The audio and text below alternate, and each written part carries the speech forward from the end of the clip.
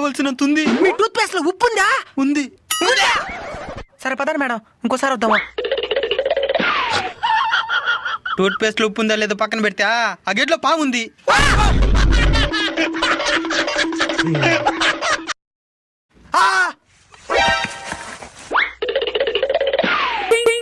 మీ tooth paste లో కారం ఉందా? కారమా?